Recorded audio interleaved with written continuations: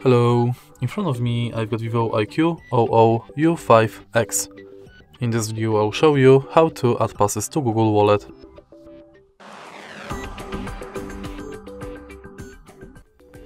In the beginning, let's go to Wallet and now tap on Add to Wallet button.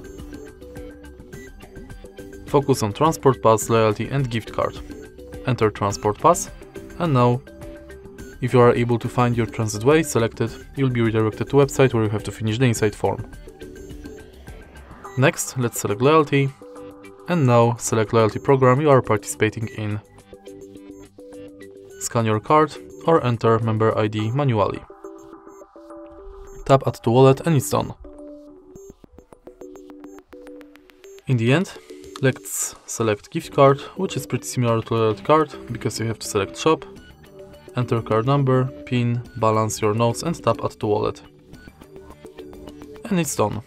If you find this video helpful, please leave like, comment and subscribe.